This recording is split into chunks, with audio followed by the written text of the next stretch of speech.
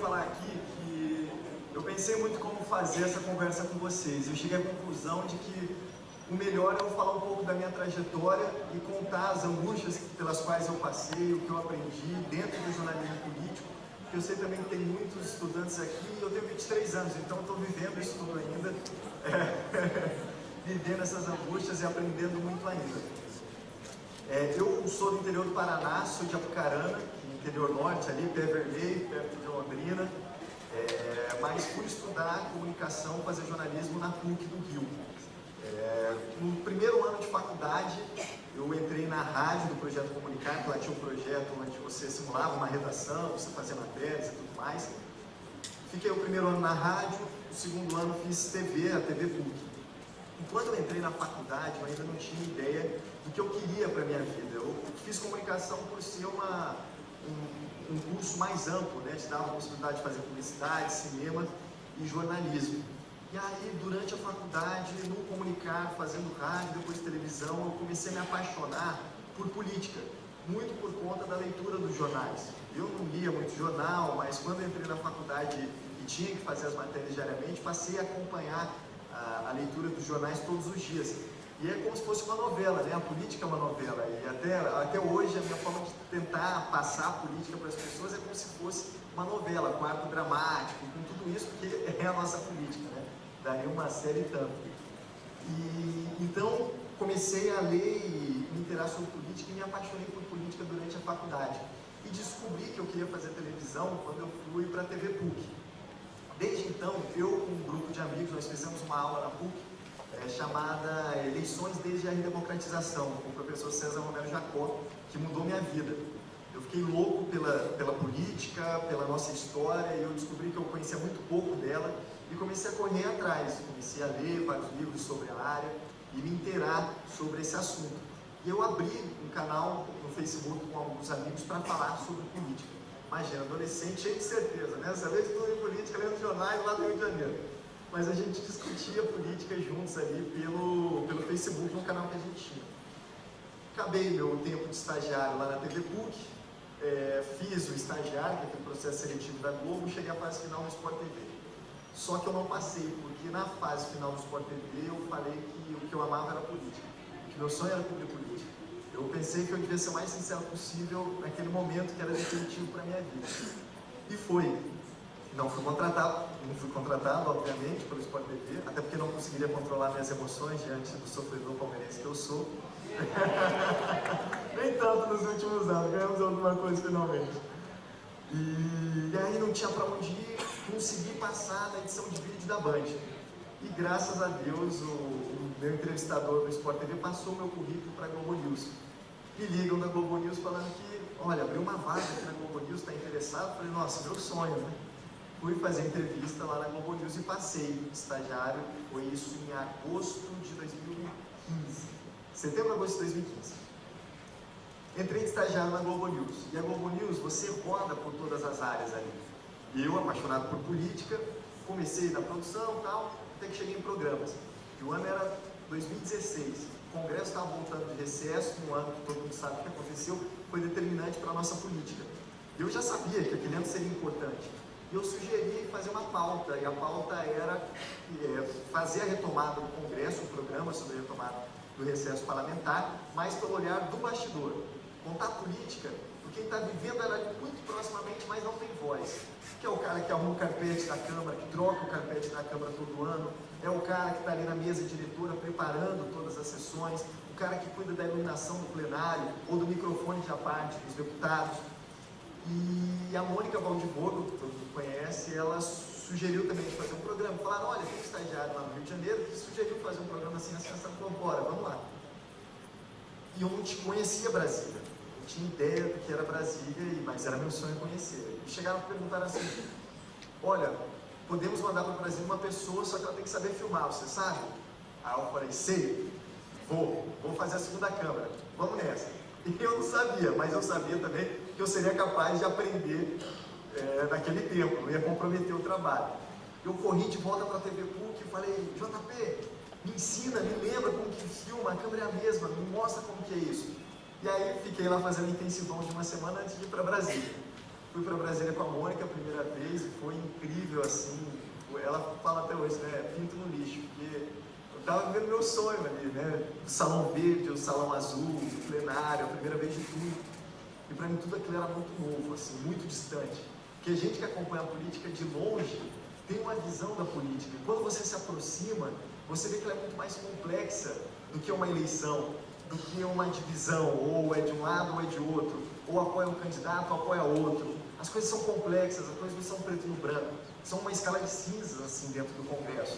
Então todo mundo se fala com todo mundo, e é estranho perceber que na sociedade as pessoas não se falam por causa da política. O parlamento brasileiro está representado com toda a sociedade, é um lugar de discussão, de debate, e o falar, o dialogar é o que constrói um consenso mínimo. Esse é o objetivo do Congresso Nacional. E no Congresso você percebe que isso na prática ali acaba funcionando. Mas quando você está de longe, a gente tende a simplificar muito as coisas, a achar que tudo é tão bem definido, tudo é tão bem traçado, e as coisas não são assim.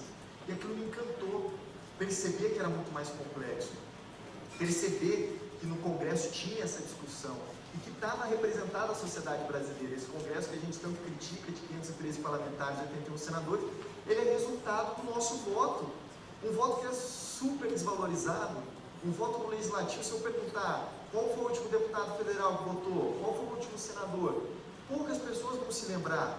E é ali que estão fazendo nossas leis, é ali que estão discutindo o nosso futuro, pautas que estão influenciando direto ou indiretamente a nossa vida. Então, o meu objetivo desde então foi tentar aproximar a política das pessoas. Falar assim, olha, esse negócio aqui que parece chato, entediante, é um negócio interessante. É um negócio que direto ou indiretamente está influenciando a sua vida, a minha vida, de todo mundo. O que os caras aprovam aqui é o que você vai ter que cumprir, porque se você não cumprir, a justiça vai te julgar do outro lado ali. E Niemeyer e Lúcio Costa foram tão inteligentes que, ao construírem a Praça dos Três Poderes, eles fizeram um triângulo equilátero. Que o Poder Legislativo está aqui, o Judiciário Supremo aqui, o Palácio do Planalto do outro lado, e a distância entre eles é a mesma, porque é a harmonia entre esses poderes. O Legislativo legisla, cria as leis que nós temos que cumprir, o Executivo vai ter que executar, e o Judiciário está ali de olho para saber se essas leis estão sendo cumpridas ou não estão sendo cumpridas. Então, quando eu cheguei e vi aquela complexidade, falei, cara, minha missão de vida é essa. Eu adoro esse negócio, então eu tenho que fazer, primeiro, esse negócio se tornar interessante. E aí está a importância do formato. Então, como eu posso tornar essa história interessante? E segundo, como eu posso traduzir isso? Porque para a gente é muito difícil de entender. A votação da Previdência, não sei se vocês acompanharam na Globo News, eu e o Valdo Cruz lá em cima na galeria, é difícil. Pensão por morte, o que muda? Tempo mínimo de contribuição, 20 para 15, mas é 60%, depois vai crescendo 2 pontos percentuais ao ano, mas espera aí, como era é muito complexo. E isso é o que me apaixona, tentar entender para explicar, para aproximar, num formato que seja inteligível, num formato que seja bacana. E nessa primeira vez eu já fiquei doido, né? Eu falei, aqui é meu lugar. Aí voltei, estagiário, lá para o Rio de Janeiro. Mas eu estava lendo um livro que era de Samuel Weiner, Minha Razão de Viver. Foi jornalista na época de Getúlio Vargas, tinha a Última Hora. Eu voltava para casa, toda hora pensando, eu preciso ter uma ideia, eu preciso ter uma ideia, eu preciso ter uma ideia, eu preciso ter uma ideia, eu preciso fazer uma coisa em Brasília. E era a época do Conselho de Ética do Cunha. Todo mundo deve lembrar também. Aquele ano em Brasília foi, né? Desde então, um ano animado no mundo. E aí eu falei, cara, essa complexidade que eu vi em Brasília, eu preciso tentar mostrar ela numa matéria. Por quê? Porque você tem o cara da tropa de choque, você tem o cara da oposição, eles se preparam para a sessão, na sessão se enfrentam, uma sessão que é pública, transmitida, isso divide o país, mas depois tem o parlar, eles conversam, eles estão ali nos bastidores. Eu queria mostrar essa realidade completa. E aí eu fui vender para a Eugênia Moreira, que era a diretora da Globo News, que mudou minha vida, e eu sou muito grato a ela. E aí eu falei, Eugênia, eu queria fazer essa matéria. Aí ela falou assim, vai lá, pode comprar passagem, fala para comprar passagem, vai. Eu falei, o quê? Vai para Brasília. Aí eu fiquei surpreso, porque eu era estagiário, eu vendia aquilo, mas para mim era uma coisa muito distante. E ela decidiu mandar comigo um cara chamado Rafael Norton, que hoje é meu irmão, um cara também que mudou completamente minha vida e minha visão sobre jornalismo e política. E o Rafael hoje é meu irmão. Mas o que aconteceu? O Rafael falou assim, poxa, é o aniversário de casamento e tal, não sei se vai dar para eu ir, um meio ali. E ele chegou atrasado, ele perdeu o voo. Aí eu falei, cara, a chance da minha vida vou para Brasília fazer a matéria, e o cara que vai comigo, ele não está afim de fazer, quer curtir o aniversário de casamento, perdeu o voo. Estou lascado, perdi minha oportunidade. Aí, enfim, cheguei lá, comecei a gravar, sozinho, com a câmera e tal, gravando com os deputados. E aí chega o Rafael. O Rafael me vê conversando, na época era com o deputado Mauro Lopes, que estava prestes a virar secretário da Aviação Civil do governo Dilma. E eu estava conversando ali, né, porque estava todo mundo falando, não, vai ser ministro e tal, e eu querendo começar a fazer fonte, em Brasília é muito importante, né, vamos marcar um café e tal, conhecendo aquele mundo. E o Rafael vê aquela cena. Aí eu falo para ele, Bruno, olha, gravei isso, aquilo, não sei o que. Ele falou, pode descartar tudo isso. Porque a matéria é você, estagiário, apaixonado por política, doido por política, conhecendo o Congresso Nacional e acompanhando essa votação. A tua reação diante do novo que você está descobrindo, que ninguém na população, quase ninguém na população brasileira conhece isso. Aí eu falei, mas eu não posso aparecer, eu sou estagiário. Ele falou, não, me conta aí o que você veio fazer. Foi justamente assim, ele falou, me conta o que você veio fazer. Ele apontou a câmera, eu tremendo, falei assim, minha primeira passagem, eu sou Francenilson Clava, isso é uma coisa que vocês não sabem, mas eu sou Francenilson Clava, estagiário da Globo News, apaixonado por política e vim aqui cobrir o Conselho de Ética do deputado Eduardo Cunha, tal. Porque lá em casa é assim, mãezinha é Francismara, paizinha é Nilson, aí pegou Franci dela, Nilson, Francinilson, você sabe o que é isso, é interior. É assim. Meu irmão é Francenilton, pegou a France dela e o Newton do meu avô. E minha irmã é Françoela e não sei o porquê. Então, em casa é Francenilton, Françoela, Francismar e o paizinho de Salve é Nilson. O dia que eu cheguei na Globo News, já falou, olha, peraí, na escala, Francenilson, vamos pôr Nilson, né? Eu falei, tá, pode ser Nilson. Mas eu não gostou porque a parte dela limou, né, no nome, não gostou disso. E aí sim, aí ele me viu, gravei a primeira passagem. E ele começou a me filmar com um tripé na mão, começou a me filmar com um celular. Eu peguei uma colinha, 513 deputados, eu não conhecia ninguém. Aí eu olhava assim o nome do deputado, eu olhava para ele e falava, não, é esse deputado, vamos gravar com ele. Esse está no Conselho de Ética, esse está no Conselho de Ética. Na colinha o Rafael começou a filmar tudo. Eu ligando para a assessoria, tomando não, filmou tudo. E aí ele mostrou para a Eugênia. Aí a Eugênia era a diretora da Globo News. A Eugênia viu e falou assim, tira o Francenilson, tira o estagiário e bota no ar. E assim foi minha primeira matéria no ar. No Conselho de Ética do Cunha, tirou o Francenilson, tirou o estagiário, eu entrei.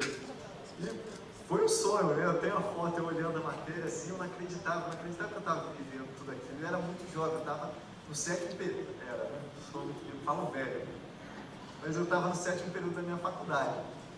E aí eu acredito muito que as coisas têm um momento certo e tudo tem um porquê nessa vida, sabe? Eu respeito todo mundo que pensa diferente, mas eu tenho muito firme isso dentro de mim, assim. Da vida tem um propósito e de tudo tem o seu tempo certo. De que eu não tenho que pensar no objetivo, eu tenho que pensar em me preparar para ele. Porque se eu perco muito tempo pensando nele, quando chegar eu não vou estar preparado. E graças a Deus, quando chegou a oportunidade, eu estava inteiro ali. Eu queria estar ali, eu sabia o que eu estava fazendo e eu tinha o Norton do meu lado, foi um cara que mudou minha vida, e a vida é isso, são os encontros, né? Então o encontro com a Eugênia transformou minha vida, com o Norton também transformou minha vida. E a Carol Cimente, que era repórter da Globo News do Rio, ela foi para Nova York. E abriu uma vaga na Globo News do Rio, de repórter. Aí a Eugênia chegou e a minha matéria tinha acabado de entrar no ar. Aí a Eugênia chegou no corredor e a Eugênia disse, moleque, vou te contratar. Eu falei, Eugênio, eu estou no 7º período da faculdade, eu não formei, não tem diploma. Não, tira o registro, você tem, dá para comprovar a experiência, vai no Ministério do Trabalho, vê como faz, tira o registro. Fui no Ministério do Trabalho, consegui tirar meu registro e fui contratado no 7º período da faculdade como repórter da Globo News no Rio. Isso foi em 2016. E aí conciliava faculdade, ia pra rua, aprendendo muito. E é muito engraçado as loucuras da vida.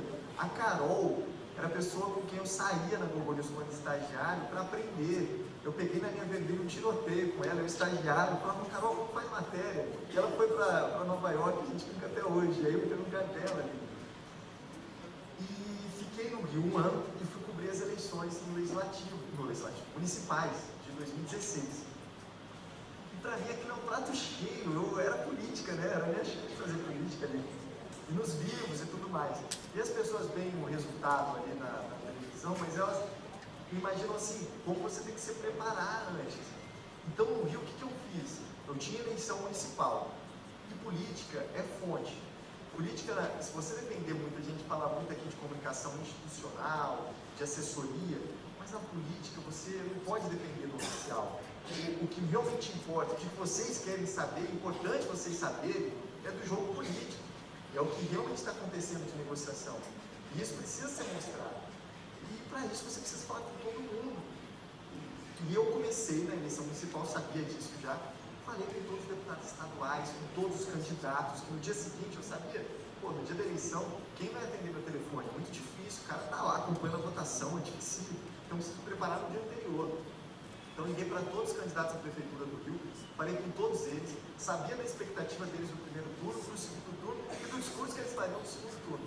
E aí fiz a cobertura, e foi para mim um barato, assim, nunca vou esquecer daquela cobertura da eleição municipal. Cheguei à redação, aí está a Eugênia lá com a Helloprete, a Renata Helloprete estava com a Eugênia assim, sentada no corredor.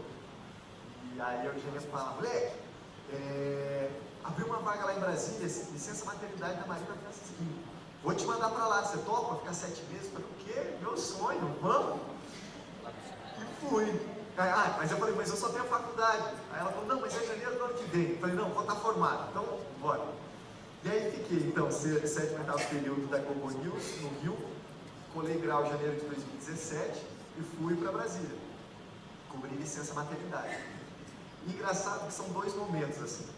Um momento anterior à mudança a Brasília, que eu começava a fazer durante o impeachment da ex-presidente Dilma, eu fiz muitas matérias com o Rafael. E depois dessa primeira do Cunha, a gente ia lá só para fazer bastidor. E o Rafael, nessa questão da comunicação, que é muito importante na política, ele falava assim, bro, olha para onde ninguém está olhando, vamos tentar contar essa história de um jeito diferente. E a gente estava lá para tentar contar a história de um jeito diferente. E é muito difícil. Só que como a gente era muito novo, a gente amava a política, ele também ama história. E a gente estava ali, vivendo aquela experiência pela primeira vez, era muito genuíno cada surpresa que a gente tinha. E as dúvidas, são as dúvidas que todo mundo tem, que às vezes no dia a dia hoje eu me cobro, porque torna tudo tão natural, mas não é natural, nada ali é natural. E começamos a fazer essas matérias de bastidores, tentar contar isso, eu guardo muito dentro de mim, até hoje, de tentar contar de uma forma diferente. Então, por exemplo, no impeachment tinha aquelas sessões intermináveis, da madrugada, e a gente fez um VT que era madrugada no Congresso, que tinha ali o bastidor do impeachment, mas o VT eram os fantasmas do Congresso. O fantasma do Ulisses, que tinha aquela história que era contada, os outros, começamos a contar os fantasmas do Congresso, quais eram as histórias que tinham ali no Congresso durante aquela madrugada de votação do impeachment. E foi muito legal de fazer. E uma outra que eu nunca vou me esquecer foi do muro que dividia a esplanada dos ministérios. A Eugênia mandou a gente e falou assim, olha, vocês precisam fazer uma matéria diferente do muro. E o Globo, se eu não me engano, tinha dado uma foto incrível, 2 pessoas se beijando no muro, vocês devem se lembrar. Pessoas de um lado, as 2 se beijando no muro, naquele momento de visão do país, era muito simbólico. Vamos lá, depois da matéria da madrugada, o Morton ficou a madrugada editando para o ar, aí eu falei, bro, dorme, que eu fico amanhã no muro, se acontecer alguma coisa eu filmo, à tarde você vai lá depois do almoço. Aí eu fico a manhã toda de frente para aquele muro, nada acontecia. Falei, eu acho que não tem nada, falou, bro, vamos almoçar, acabou aqui, não tem nada, vamos almoçar. E era para o Jornal das 10. Aí voltamos, umas 4 horas da tarde, de repente, um ser iluminado traz um telefone sem fio, coloca entre o muro, ele dava para uma pessoa de um lado, que era para ter apoiador do impeachment, de outro lado vai ficar contrário do impeachment. Falei, gente, isso aqui é genial! É a união, meio a tanta divergência. E aí, eu olho para o Norton olha para mim, a gente não fala nada, sério. Ele começa, fica de um lado, eu fico do outro, só filmando. Não falamos nada, não perguntamos nada a ninguém. Filmamos uma conversa, telefone sem fio. E aí ele ia para lá, eu ia para cá, a gente trocava, estava em êxtase ali. Sabe que esse momento de jornalismo é muito único, é como que você está inteiro ali fazendo aquele negócio. E aí, passando, fazendo tudo. Aí tinha um cara com drone, eu falei, bicho, me empresta seu drone, eu tenho um cartão de memória, eu preciso fazer uma imagem, tem que ir em cima. Aí o cara me emprestou um drone, fizemos. Eu falei, bro, 6 horas da tarde, 7 horas a gente sai de lá, matéria pro Jornal das 10. como que a gente vai editar isso? Ele fica tranquilo que eu já sei que é a matéria. E eu pensando, como que a gente vai comunicar isso? Pensando no off, né? Como vou contar essa história? O Rafael me chega no computador dele, começa a editar. Ele fala, o VT é um VT de 1 minuto e meio, que é um clipe das pessoas se conversando. Olá, meu nome é João. Oi, João, meu nome é tal. Oi, Alice. Olha, o mundo está dividindo a gente. Mas João, não pode dividir, a gente está, todo mundo quer o melhor para o Brasil. Aí o VT estava na minha frente, eu não conseguia enxergar, para mim eu tinha que botar off, Ela falou, não, o VT está pronto. Aí o Rafael começa a montar, um lado no outro, um lado no outro, um lado no outro, e foi o VT, assim, até hoje o VT que eu mais gosto e nunca vou esquecer de fazer, que foi no Jornal das 10 do dia, porque o Norte é uma máquina de editar. E o VT era a conversa das pessoas sobre a política. Aí você vai me dizer, uma matéria como essa comunica mais ou menos que uma matéria cheia de off falando qual é o processo de impeachment. Naquele momento de divergência, naquele momento que o país está dividido, uma mensagem dessa, de comunhão, de, gente, apesar das divergências, você é a favor ou contrário ao impeachment, você quer o melhor do Brasil, eu quero o melhor, você tem argumento, eu tenho argumento, vamos discutir, mas vamos conversar, vamos exercer nossa cidadania, vamos fazer isso de forma equilibrada, não precisa desse radicalismo todo que está tomando conta do país. Aquilo era sentimento, não tinha informação. Olha, o processo de impeachment começou às 10 horas da noite, olha, o muro foi colocado, tantas barreiras, tantos quilômetros, tantas pessoas de lado, tantos... Não tinha nada de informação. Era uma conversa. E o Norton me ensinou que para comunicar isso, você tem que, antes de tudo, ter empatia. Como eu posso atrair o outro para aquilo que eu quero conversar, para a história que eu quero contar? Então isso foi muito legal. Foi um ano que eu aprendi demais com ele, uma nova forma de contar. E aí quando eu mudo direto para Brasília, em janeiro de 2017, começo a fazer os vídeos, que é outro vídeo que me dá tesão demais. Quando vocês veem o dia inteiro lá, você pode ter certeza que eu estou feliz. Não fala coitado, está trabalhando muito, fala aí. Estou muito feliz lá, eu estou inteiro, porque é aquilo que eu amo fazer. Eu amo fazer, quando está ao vivo o dia inteiro, é o mais legal que tem. E quando eu fui fazer isso de forma direta, mudou um pouco. Que antes eu ia para tentar fazer um negócio diferente, um olhar diferente. E agora não, agora é no factual, é na cobertura ao vivo. E os desafios da comunicação na política são outros. Então, hoje eu preciso, meu trabalho é fazer muita fonte. O jornalismo político, como eu falei para vocês, vive do bastidor, vive do que está acontecendo, mas qual é o objetivo de um lado e de outro? Para você, cidadão, entender o que está querendo, o que está exercendo o mandato, como está exercendo esse mandato, determinado político. Então, o meu trabalho, o trabalho do jornalismo político na prática, é você passar o dia conversando. Você conversa com todo mundo, do PSL ao PT, sabe? Do apoiador do Bolsonaro ao apoiador da Haddad. É conversar com todo mundo, é dialogar, é entender a visão de um, entender a visão de outro, para que naquele termômetro eu possa passar para vocês o que melhor está representando aquele momento. E é momento, porque quando Magalhães Pinheiro disse, você olha para o céu, está de um jeito, 2 minutos depois você olha para o céu, está de outro, a política é assim, muda completamente o tempo todo. Então, o nosso trabalho é esse, é construir fonte, é marcar um café, tomar um café. Então as pessoas, olha, jornalista tal está tomando café, olha que coisa absurda. Gente, absurdo é você achar absurdo isso. Nosso trabalho é esse. Eu tenho que me informar para informar vocês. Então, assim, eu estou tomando café aqui com um deputado da oposição. Olha, eu estou tomando café aqui com um deputado do governo. Não significa que sou governo, não seja oposição. Eu estou fazendo meu trabalho de ouvir todos e dali tirar um termômetro. Porque uma votação importante como da reforma da Previdência, que está recente, a gente estava acompanhando. Você tem um argumento da base, você tem um argumento da oposição, você ouve todos eles. Só que desse termômetro, que eu tenho que passar nos ao vivo é o quê? O que está acontecendo, Nilson? A votação vai rolar? Não vai rolar a votação? E isso, independentemente de base ou oposição, em uma oposição, por exemplo, na presidência, não admitia a derrota.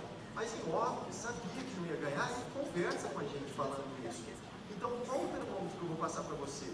É um institucional que, olha, está apertado. Ou eu peguei a informação de um lado, peguei a informação de outro, em off, os bastidores, sem identificar a pessoa, mas eu sei que a votação, apesar das mudanças que vão ter nos destaques, o texto base já tem maioria para ser aprovado. E é o que tinha. Então, o jornalismo político é muito isso. É de você tentar resumir, em meio a tanta discussão, a tanto sentimento, aquilo que está tomando conta daquele momento. Então é isso, é você tomar café com um, com o outro, e saber também que a informação que um passa tem um interesse, a informação que o outro passa tem outro. Então antes de você dar um furo, você precisa confirmar, checar com 2, 3, 4 fontes, porque se a pessoa passou a informação para você em primeira mão, é porque ela tem algum interesse. Então se ela tem algum interesse, tem que lavar aquilo que fala de informação. Você tem que checar com outras fontes para saber se é isso realmente que está sendo dito é verdadeiro ou se não é verdadeiro. E eu acredito muito que meio as redes sociais, esse crescimento todo mundo acabou virando produtor de conteúdo. Todo mundo com o celular na mão é produtor de conteúdo. Então qual é o papel da imprensa? É o de credibilidade. É o de chegar e falar, essa afirmação é verdadeira, essa afirmação não é verdadeira. Então, a nossa margem de erro é muito pequena. Então a responsabilidade no momento de conversar, de falar, de apurar, é uma responsabilidade que é imensa. É o papel de informar para que quem tenha que tirar a conclusão seja aquele cidadão que está acompanhando o nosso trabalho do outro lado da tela. E eu trago isso muito forte dentro de mim. Assim. Desde então, meu objetivo é esse, é apuração, é no vivo entender, porque aí você tem o bastidor político, mas você tem que entender também o conteúdo que está sendo votado, que na maior parte das vezes é complexo, para tentar explicar da melhor forma possível. Então, eu resumiria o jornalismo político, que é o tema da nossa conversa, nessas duas partes. O se informar do bastidor, do café, da conversa, com todo mundo, com todos os parlamentares, com os ministros, com todos eles, e aqui do outro lado, entender aquilo que você está falando. E juntar essas duas coisas para que num vivo ou num VT eu consiga ter a informação do que está sendo votado, do conteúdo, e ao mesmo tempo trazer com ela o bastidor, como está o termômetro, o que pensa um lado, o que pensa o outro, como que vai ser o se desenvolver dessa discussão. E em Brasília isso é um pouco mais fácil, porque você acompanha esse ato dramático sempre. Então, a Previdência a gente está acompanhando há 6 meses essa discussão toda. Então, você sabe cada passo dessa discussão dentro do Congresso Nacional. Então, eu resumiria assim para vocês um pouco do que é a cobertura do dia a dia ali dentro da Globo News, de vivos, de VTs, e dessa busca incessante de tentar transformar a primeira política numa coisa interessante e depois você entrar com conteúdo e informar da melhor forma possível. E eu queria ouvir vocês, assim, porque eu sei que tem muita dúvida sobre como é o cotidiano lá em Brasília e tal. Queria abrir para a pergunta, ouvir o questionamento de vocês. Tem ali também. Primeiro eu odiava café, adorei, passei a adorar café em Brasília.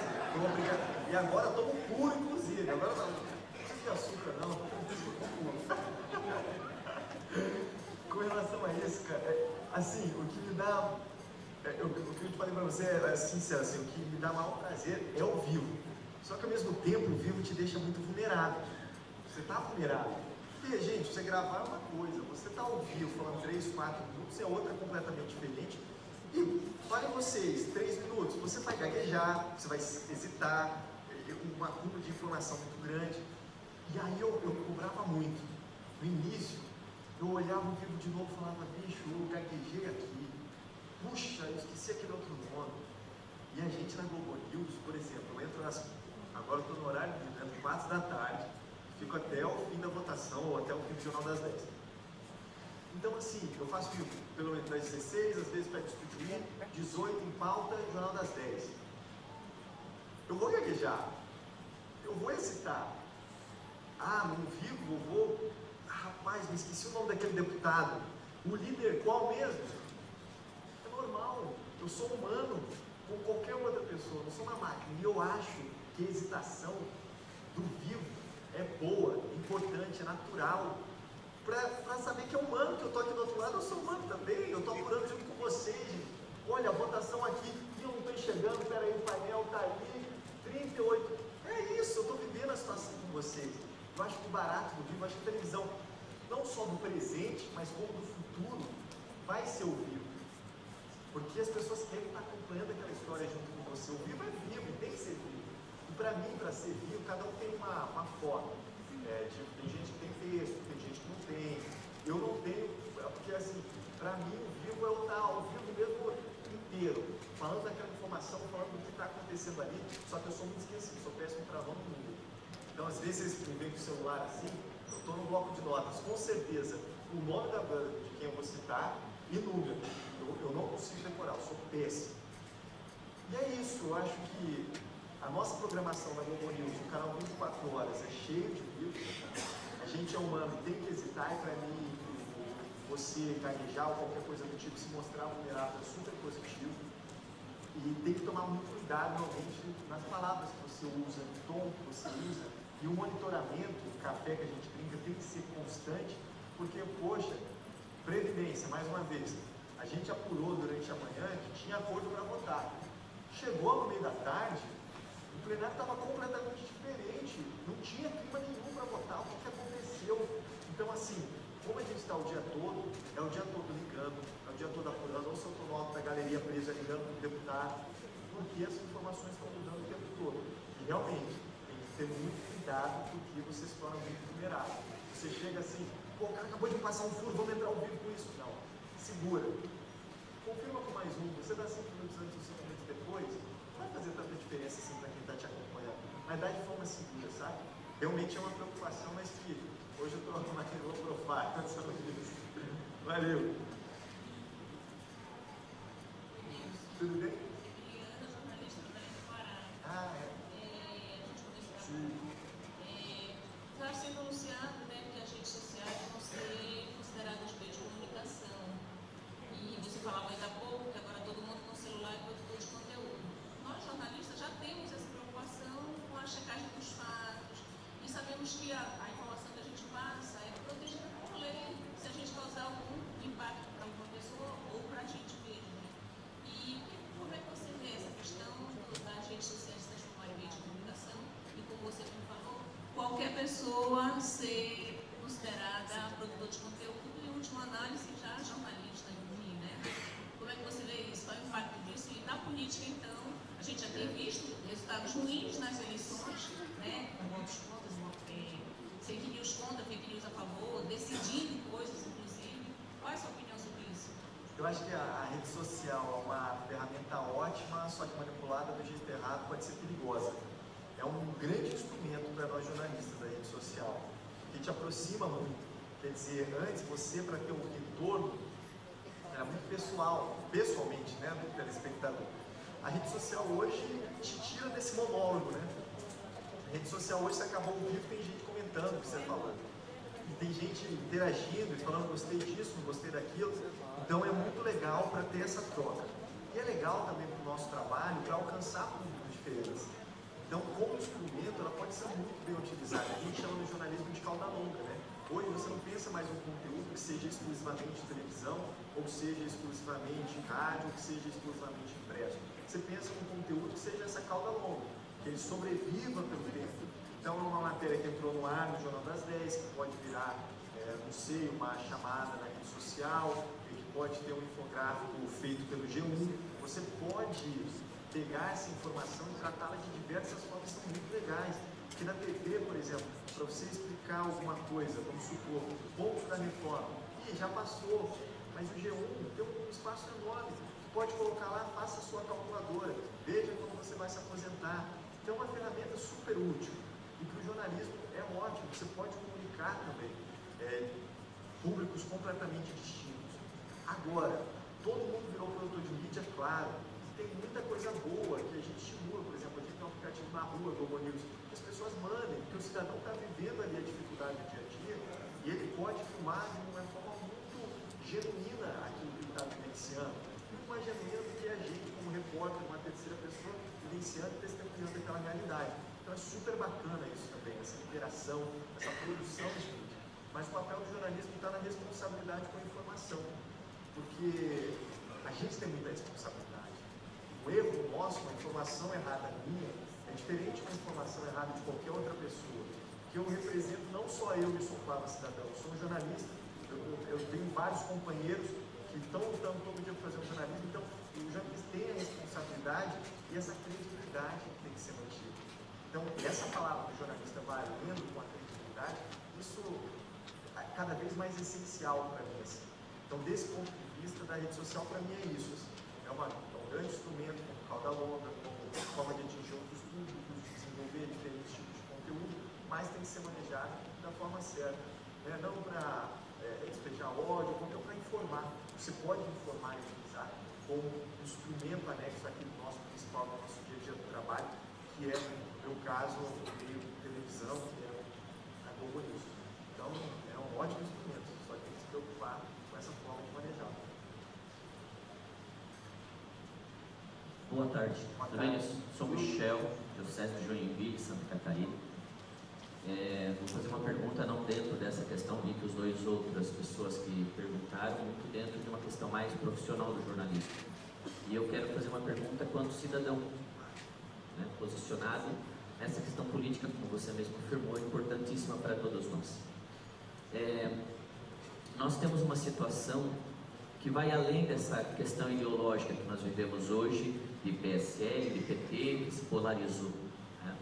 Nós temos uma situação em que o Brasil adota uma nova posição dentro do mapa mundial, dentro das suas questões políticas, socioeconômicas principalmente. Você que está lá dentro como cidadão, a minha pergunta para ti, o meu questionamento é: como você como cidadão vê esse Brasil, para onde esse Brasil está caminhando diante dessa nova conjuntura política? Nós estamos indo para uma opção mais liberal, neoliberal, de aproximação ao capitalismo, né? Porque a gente percebe muitos movimentos nesse sentido, né? Mas assim, como é que você percebe essa guinada do governo brasileiro hoje? Eu não estou falando do Bolsonaro quanto pessoa, estou falando do governo dele, porque isso é o que interessa para todos nós, né? E uma outra questão que eu quero te perguntar é: nós temos a tua empresa, que é a Globo, que quando a Dilma foi tirada do cargo, ela era Globo golpista, né? Estou falando daquilo que a gente vê nas internet da vida, e tem muitos amigos que se posicionam de um lado ou de outro. Aí agora ela já não é a Globo golpista, aí o pessoal já diz assim: a Globo lixo, porque não fala aquilo que ele quer que fale. E dentro disso, você ainda como cidadão também, vendo os bastidores da política, porque é aquilo que você fala, né? Vê, nós aqui nos degladiamos, parece que não pode mais falar sobre política no Brasil. E ao mesmo tempo você também falando que na política não é assim. A gente sabe que o cara briga com o outro, xinga a mãe e tudo. Daqui a pouco estou tomando um cafezinho, pois é, como foi? Tudo bem, estou pensando nisso, partindo para cá, para lá, né? E assim, como é que é esse posicionamento, você como cidadão também, que pode ver essa polarização, mas que ao mesmo tempo, né, como empresa, como cidadão e como uma pessoa que teria, e tem, e né, é preferível que mantenha uma certa neutralidade diante dos fatos. Mas você não tem, porque você também é um cidadão que pode concordar mais com uma política liberal ou mais com uma política social, né? Como é que tu faz isso? Claro, isso é como uma partida de futebol. O jornalista que cobre esporte, ele tem um time, mas você não vai expressar isso. E aquilo que eu falei para vocês, de quando você enxerga a política de longe, você tem uma visão mais simplificada. Quando você vai para perto, você vê o pragmatismo do jogo político muito próximo a você, isso te torna mais distante para analisar. É natural que eu entenda a política mais como um jogo político. Você entende? É mais distanciado, não é a questão ideológica. É o que está em jogo, o que está sendo discutido e quais são os posicionamentos do partido. Meu trabalho é esse. Meu trabalho não é julgar se o partido A ou o partido B estão certos ou errados quanto a determinado assunto. Meu trabalho é entender o porquê ele acredita nisso, o porquê o outro lado acredita naquilo e tentar resumir aquilo da melhor forma possível. Então, com o passar do tempo em Brasília, você tem um certo distanciamento, você enxerga aquilo como um jogo a ser decifrado, a ser interpretado, a ser descrito como está sendo jogado.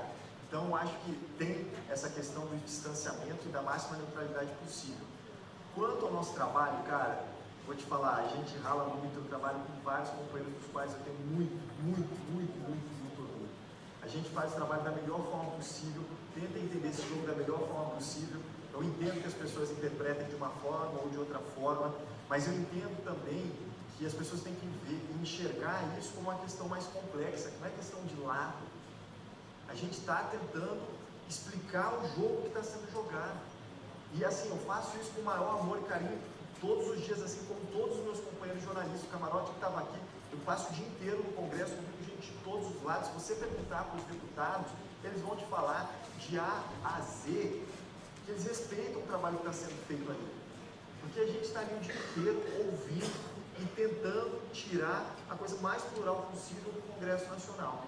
Então, assim, os ataques são inevitáveis, porque tudo que você mexe com a paixão, com o sentimento, gera isso. Você não vê repórter que cobre Palmeiras sendo xingado, olha que cara tendencioso, cobrindo Palmeiras, envolve paixão. Natural que a pessoa julgue isso, mas eu tenho consciência tranquila do trabalho que a gente vem fazendo e é da melhor forma possível esse trabalho. Quanto a pergunta sobre está caminhando para cá, está caminhando para lá, eu, justamente por essa independência, por essa neutralidade, meu trabalho que é de repórter, eu não me sinto à vontade de fazer um comentário a respeito da questão de uma visão ou ideológica de como está caminhando, de como caminhou, porque eu sou repórter. Eu não estou aqui para julgar, eu estou aqui para ver e narrar o que está acontecendo. Então, para mim, não é o meu lugar de fala, entende? Você tem um articulista para fazer isso, vários jornais têm, você tem os comentaristas para fazer isso, e na televisão, na rádio, você tem diversos comentaristas, mas eu sou repórter. Meu trabalho é informar. Então, assim, é esse. Eu tenho que ver uma votação, falar com todos e ser independente, o mais independente e neutro possível para passar essa informação a vocês.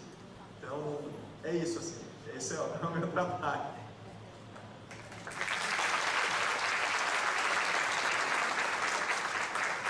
Eu sou Carlos Daniel, do Espírito Santo. Você disse que tem 23 anos e gosta de política. Eu, como você, assim, um pouco mais novo, tenho 19 anos, também curto política. E eu vejo na nossa sociedade essa relação entre jovem e política.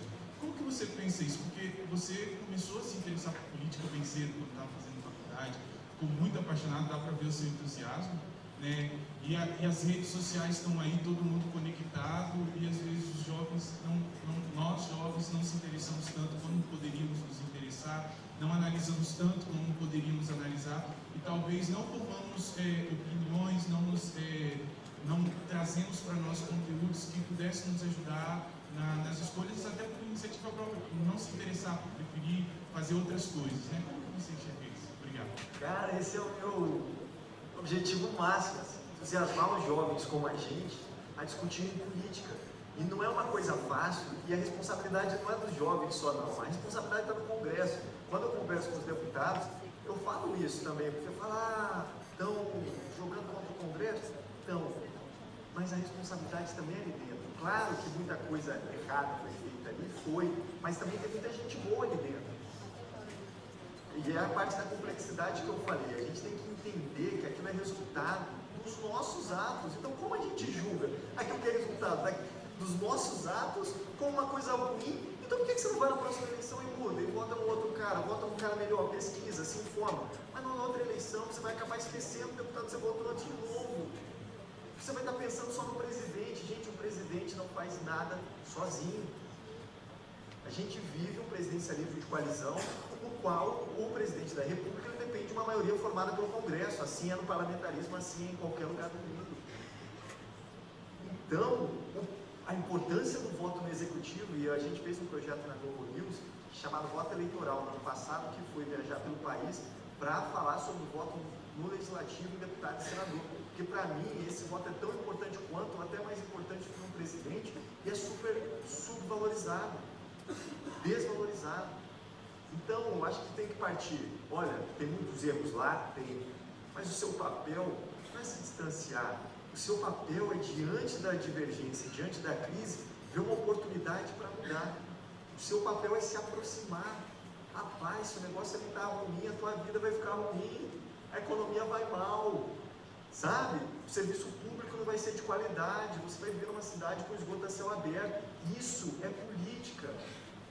Então, se a gente não se aproxima da política, se a gente fica com um discurso simples, de um lado ou de outro, de falar, tudo que está no Congresso é ruim, tudo que está no Congresso é errado, você mora em Brasília, cuidado com a sua carteira. Gente, não é assim. Os 513 deputados representam a sociedade que a gente tem. E se tem coisa certa, e se tem coisa errada, é porque na nossa sociedade tem coisa certa e tem coisa errada. Você vê a corrupção no dia a dia, no cara te ultrapassando para estacionar na vaga que era sua. A propina em grande escala é resultado da nossa sociedade. Então, se a gente quer mudar, você se aproxima e não se distancia. Você não nega a política. Não há outro meio a não ser a política. Então, o papel do jornalismo, eu vejo muito isso, é de aproximar, mais do que tudo. É de falar assim, cara, olha para esse jogo que está aqui. Não rejeita ele de cara, entenda. E se você gostar, ok. Se não gostar, na próxima eleição, tenha isso em mente. Tenha isso em mente. Porque isso é resultado da sua atitude. E no voto eleitoral eu percebi mais do que tudo. Agora, claro, que no voto eleitoral, o que a gente também percebeu, é que nós vivemos num país extremamente desigual. Num país onde as pessoas não têm acesso a nada. Que é difícil realmente cobrar dessas pessoas essa preocupação com a política propriamente dita, porque a política nos últimos anos foi tão cruel com ela. Como você cobra essa aproximação? É fácil? Não é, mas está aí um papel que eu vejo no jornalismo, que é de aproximar da política, de fazer entender. Como você julga, isso não cabe mais a mim. Meu papel aqui é de pegar sua mão, pegar a mão da política e aproximar, falar, veja como é, veja como funciona, tome sua decisão, mas de uma forma mais consciente, cidadã. Vamos conversar, vamos dialogar, vamos falar sobre esse país, sabe? Então, é isso, é dessa forma que eu tento aproximar dos jovens como eu, porque a nossa geração está ali, cara, a gente vai...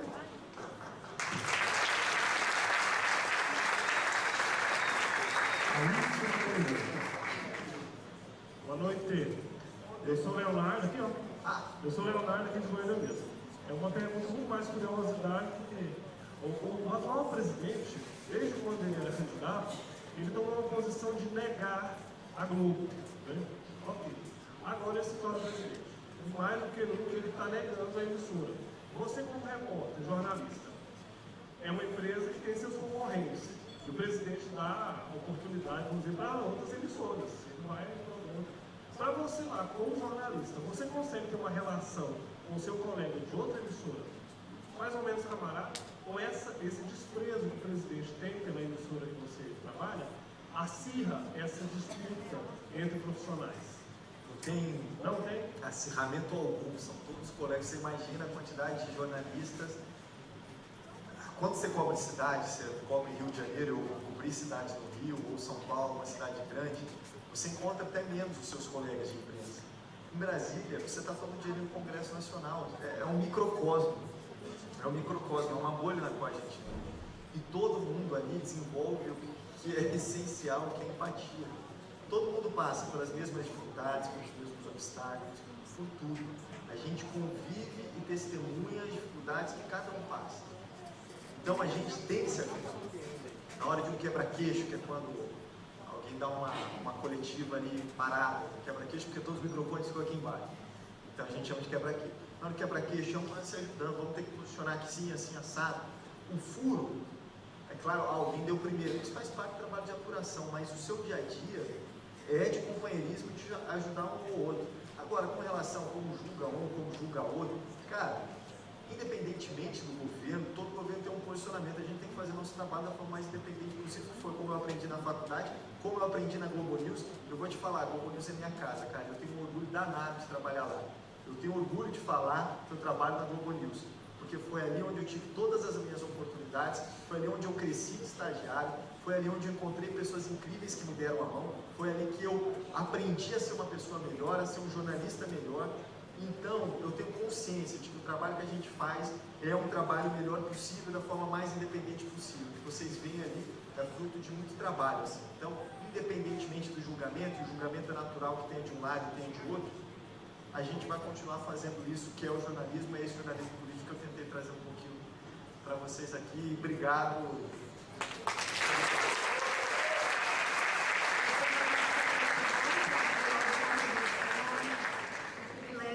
Da sua agradável presença, né? Vocês sabem que ele tem 23 anos só, né, gente? Olha só.